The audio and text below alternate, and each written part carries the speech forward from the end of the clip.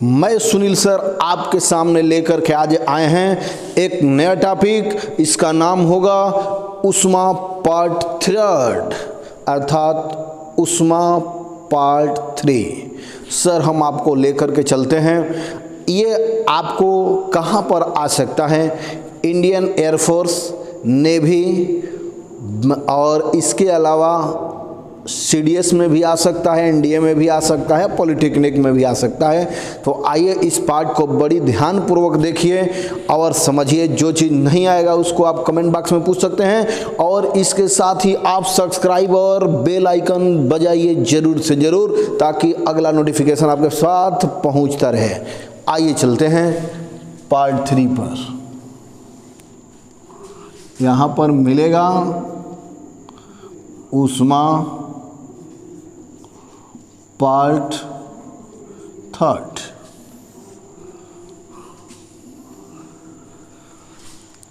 आज हमको बताना है सर, यहाँ से क्षेत्रीय प्रसार गुणांक के बारे में हमको बताना है। देखिए, ध्यान दीजिए सर। क्षेत्रीय प्रसार गुणांक को बीटा से दिखाया जाता है। अब बीटा इज इक्वल टू होता है डेल्टा ए अपान में ए इंटू डेल्टा टी। ये होता है, मतलब ये कि ये हो जाएगा क्षेत्रीय प्रसार गुणांक बराबर क्षेत्रफल में वृद्धि, क्षेत्रफल में वृद्धि बटा में प्रारंभिक क्षेत्रफल गुणे तापांतर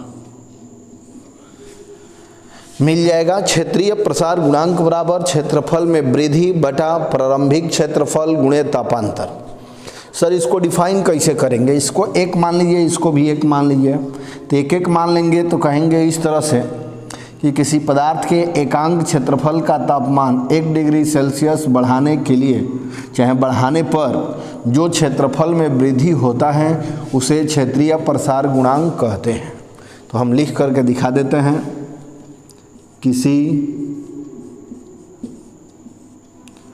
वस्तु के एकांक क्षेत्रफल में, एकांक क्षेत्रफल का तापमान 1 डिग्री सेल्सियस बढ़ाने में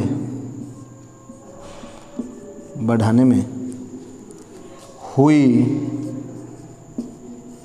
क्षेत्रफल में वृद्धि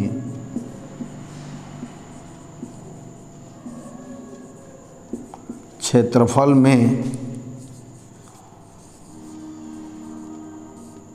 वृद्धि को क्षेत्रीय प्रसार गुणांक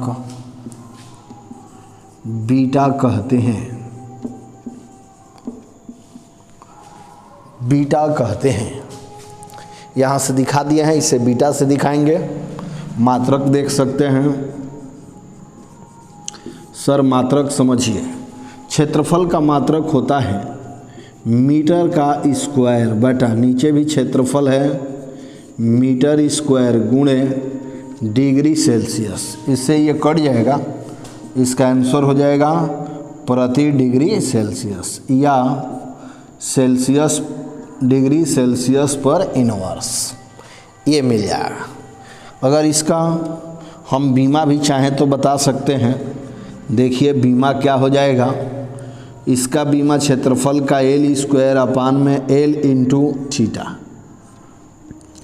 यहाँ भी क्षेत्रफल ही है तो इसका भी स्क्वायर ही होगा, ये कट जाएगा, केवल थीटा पर -1 मिलेगा। देख सकते हैं ये आपका बीमा हो जाएगा। बिल्कुल इसको अच्छे से छापिए।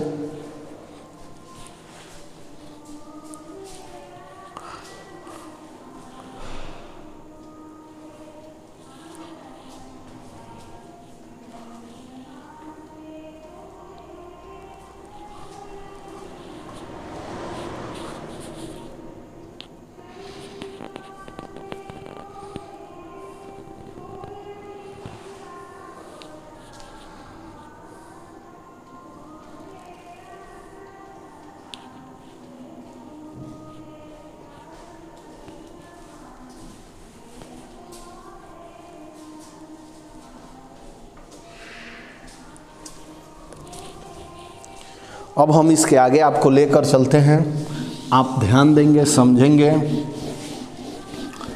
देखेंगे भी।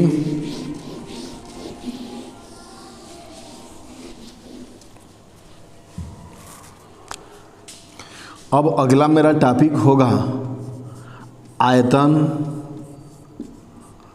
प्रसार, गुणांक। आयतन, प्रसार, गुणांक, इसको सर गामा से दिखाते हैं। आ गामा इज इक्वल टू होता है डेल्टा भी अपान में भी इंटू डेल्टा टी। इसको कैसे डिफाइन करेंगे ये भी हम आपको बताएंगे। ये हो जाएगा आयतन, प्रसार, गुणांक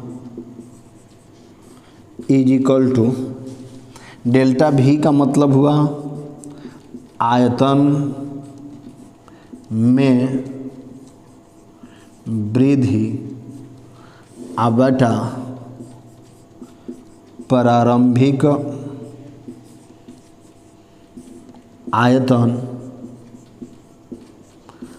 गुणे तापांतर। यहाँ पर आपको मिल जाएगा। इसका डिफिनीशन कैसे देंगे तो सेम टू सेम है। किसी वस्तु के एकांक आयतन का तापमान 1 डिग्री सेल्सियस बढ़ाने पर हुए आयतन में वृद्धि को आयतन प्रसार गुणांक गामा कहते हैं। नीचे वाले को 1 मानिए, इसको भी 1 मानिए, तो लिख सकते हैं किसी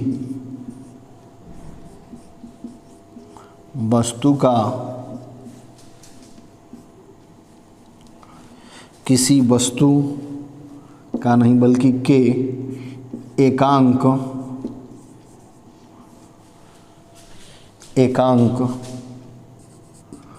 आयतन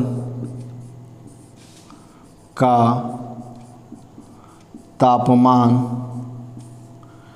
1 डिग्री सेल्सियस बढ़ाने पर हुए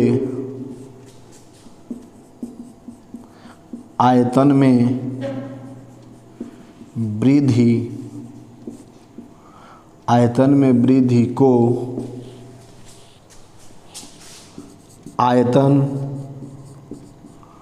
प्रसार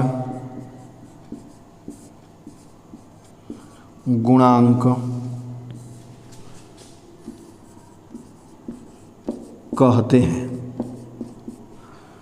इसे गामा से प्रदर्शित करते हैं। इसे गामा से प्रदर्शित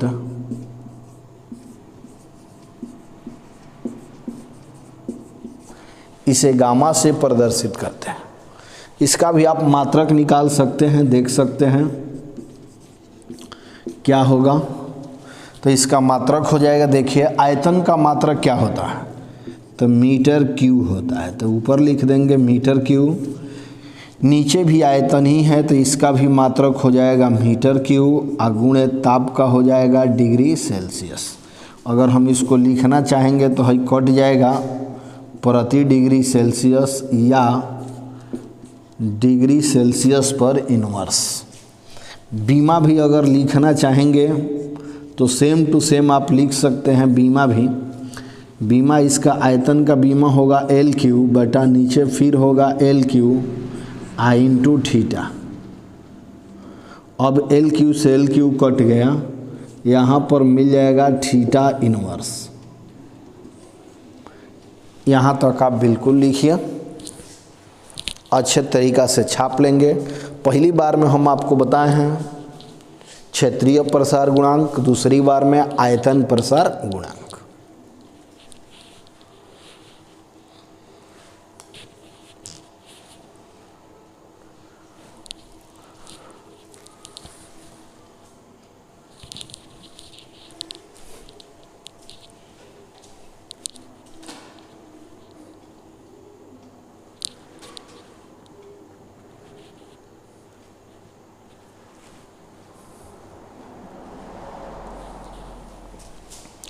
अब हम इसको आगे ले चलते हैं, ये भी ध्यान दीजिए। सबसे पहले अब हम बताना चाहेंगे सर,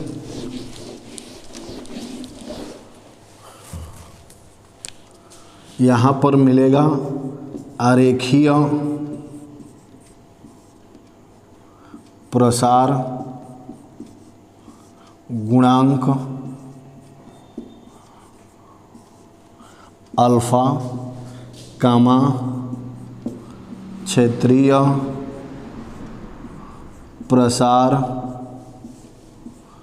गुणांक बीटा तथा यहाँ पर मिलेगा आयतन प्रसार गुणांक गामा में संबंध। अगर तीनों में एक साथ अगर पूछ दिया तो सर इसका राइट आंसर होगा अल्फ़ा संबंध है बीटा संबंध है गामा इज इक्वल टू एक संबंध है दो संबंध है तीन। डायरेक्ट याद रखिए कि अगर आ गया अल्फ़ा संबंध है बीटा संबंध है गामा इज इक्वल टू क्या होगा, तो इसका डायरेक्ट आंसर याद कर लेंगे, एक संबंध है दो संबंध है तीन होता है। अब जानकारी लेंगे, अब आगे चलते हैं। अगर यही कह दिया अल्फ़ा बीटा में क्या संबंध है तब कैसे जानेंगे, अल्फ़ा तथा बीटा में संबंध बिल्कुल देख सकते हैं। तो सर यहाँ पर होता है beta is equal to 2 alpha. जानकारी थोड़ा ध्यान से देखिए, अल्फ़ा का मान 1 है तो बीटा का मान 2 है, इसका मतलब ठीक बीटा जो है अल्फ़ा का 2 गुना है, तो इसीलिए बीटा बराबर 2 अल्फ़ा लिख दिया है। ये हमने आपके सामने लिख करके दिखा दिया है। इतना ही नहीं, अगर आगे भी हम अगर जानना चाहेंगे यहाँ पर कि अल्फ़ा और गामा में क्या संबंध है, अल्फ़ा तथा गामा में संबंध, इसको भी जानिए। तो यहाँ पर देखेंगे कि इसका मान 1 है तो इसका मान 3 है, अर्थात gamma is equal to 3 alpha. इसका मतलब ये होगा, हिंदी में इसको लिख कर दिखाते हैं, बीटा का मतलब होता है क्षेत्रीय प्रसार गुणांक इज इक्वल टू 2 गुणे आरेखीय प्रसार गुणांक। उसी तरह इसमें भी आप देख सकते हैं आयतन प्रसार गुणांक बराबर 3 गुणे आरेखीय प्रसार गुणांक। ये आपके सामने हमने लिख दिया है, बिल्कुल यहाँ तक राइट कीजिए।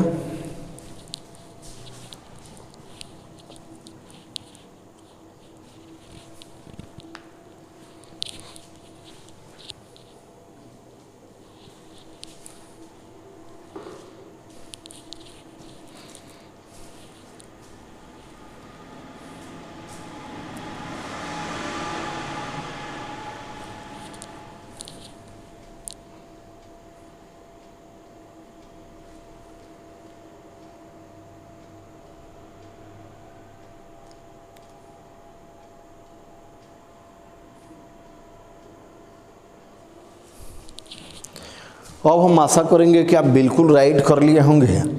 अब इस पर और इस पर किस क्वेश्चन इंपॉर्टेंट बनेगा ये भी बताएंगे, लेकिन इससे पहले हम बीटा और गामा में आपको रिलेशन बताना चाहते हैं। इसको भी ज़रा ध्यान से देखिए क्या है।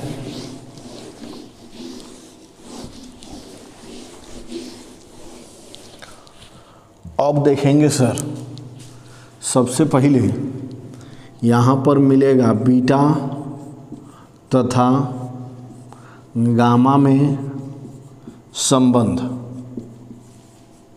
ये भी जानकारी आप रख सकते हैं बिल्कुल ध्यानपूर्वक। सर यहाँ पर मिलेगा, हम जानते हैं कि बीटा इज इक्वल टू होता है 2 अल्फ़ा, इक्वेशन नंबर फर्स्ट, ठीक।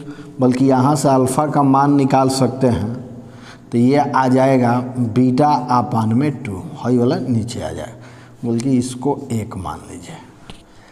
इसी तरह हम जानते हैं gamma is equal to 3 alpha, alpha का मान यहाँ भी मान लीजिए गामा अपान में 3।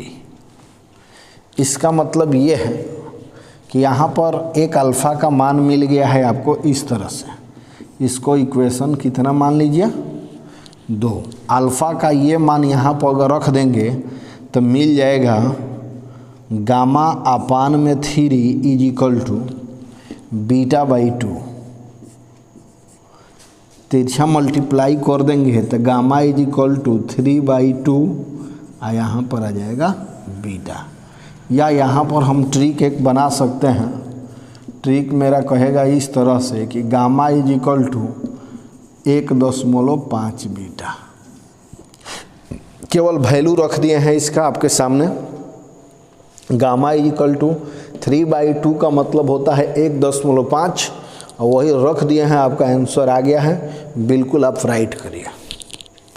एक एक करके आपके सामने बहुत धैर्यपूर्वक क्वेश्चन का सलूशन दिया जाएगा। अब पहले आप यहाँ तक बिल्कुल राइट कर लीजिए सर।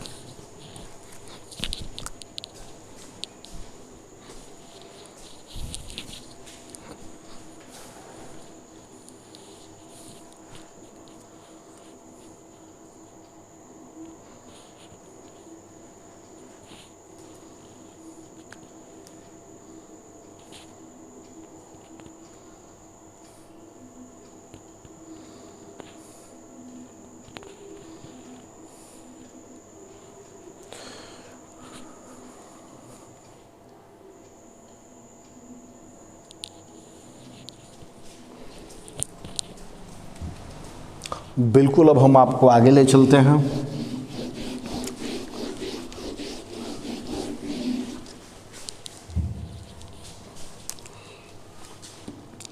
क्वेश्चन ध्यानपूर्वक समझेंगे सर, मिलाएंगे। अगर कहेगा यदि एक धातु का अरेखीय प्रसार गुणांक का मान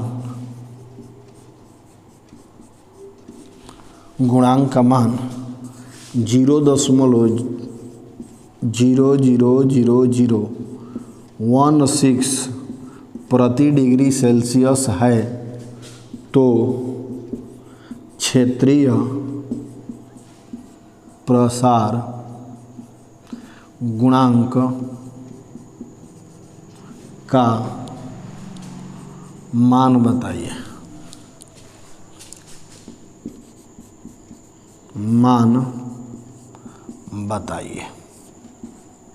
यहाँ पर हम आपको दिखा दिए सर कि आपको बताना है कि एक धातु का रेखीय प्रसार गुणांक का मान इतना दिया हुआ है तो क्षेत्रीय प्रसार गुणांक का मान बताइए। आंसर कैसे देंगे ये सर अब हम आपको बताना चाहते हैं। तो सर सबसे पहले इसका आंसर कैसे देंगे, पहले पहचान कीजिए क्या दिया है। यदि एक धातु का रेखीय प्रसार गुणांक अल्फ़ा इज इक्वल टू 0.00016 प्रति डिग्री सेल्सियस, हमको कराए क्षेत्रीय प्रसार गुणांक मतलब बीटा का मान निकालना है। हम जानते हैं beta is equal to 2 alpha होता है। Beta is equal to 2 into 0.0000016 मिल जाएगा। मल्टीप्लाई करिए, बीटा इज इक्वल टू तो ये मिलेगा 0.16 टू जा 32 में 16 दूना 32, तो ये मिल जाएगा 0.00032 पर डिग्री सेल्सियस। केवल 2 से गुणा कर दीजिए, आपका आंसर आ जाएगा। अर्थात ऐसे प्रश्न आपके कंपटीशन के एग्जाम में आते हैं, इसलिए आप इसको राइट कर लीजिए। देखिए सर, कोई भी लक्ष्य बड़ा नहीं है, जो मेहनत करता है वही कुछ न कुछ पाया है, और उसी मेहनत में आप भी मेहनत कर रहे हैं कि सर ये पूरा टॉपिक जितने भी हैं अच्छे अच्छे टॉपिक वही केवल इस लॉकडाउन में पढ़ाया जा रहा है, तो इसलिए जल्दी से जल्दी राइट करिए।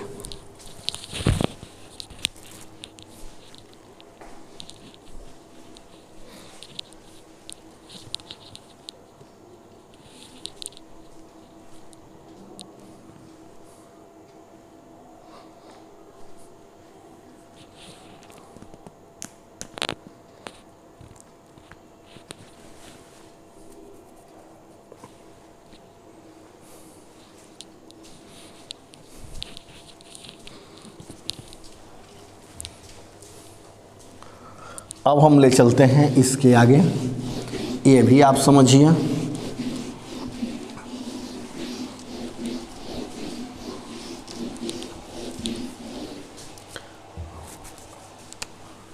क्वेश्चन नंबर नेक्स्ट पर आइए। सर अब आपको मिलता है, फिर कहेगा किसी धातु का आरेखीय प्रसार गुणांक 0.00018 प्रति डिग्री सेल्सियस है, तो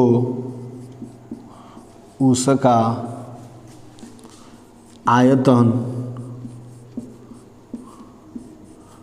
प्रसार गुणांक का मान बताइए। बिल्कुल आप देख सकते हैं सर कैसे इस प्रश्न का हम जवाब देते हैं। अब आपको मिल जाएगा, जरा ध्यान से समझिए क्या होगा। तो सर मिल जाएगा, दिया है कि किसी धातु का रेखीय प्रसार गुणांक अल्फा का मान दिया हुआ है 0.00018 पर डिग्री सेल्सियस। आयतन प्रसार गुणांक gamma is equal to what? Gamma is equal to होता है 3 alpha. Gamma is equal to 3 into alpha का मान जो दिया है रख दीजिए 0.00018, मल्टीप्लाई करिए, मिल जाएगा 0.0000, ये मिलेगा 18 दूनी 36, 38 54, तो ये मिल जाएगा इतना प्रति degree Celsius. This is answer. आप बिल्कुल देख सकते हैं, इस प्रश्न को बिल्कुल उतारिए। ये सब जेन्युइन प्रश्न हैं, अगर यहाँ से पूछे जाते हैं तो एकदम आसान सा क्वेश्चन होगा।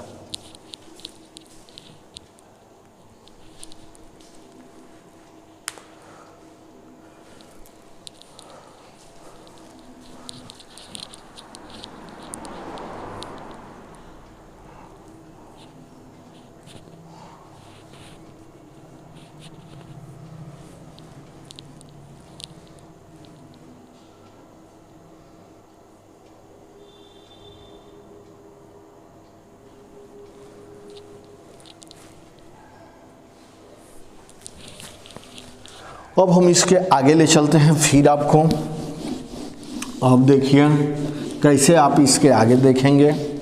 जानकारी लेते रहिए और आगे की तरफ में पढ़ते रहिए। और यहाँ पर देखेंगे अगला क्वेश्चन कैसे पूछा जा रहा है। यदि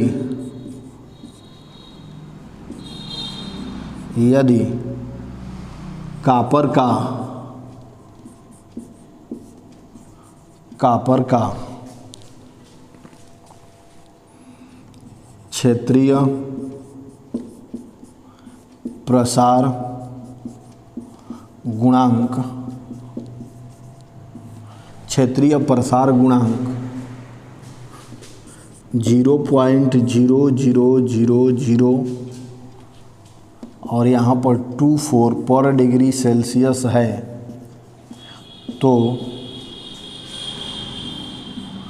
उसके आयतन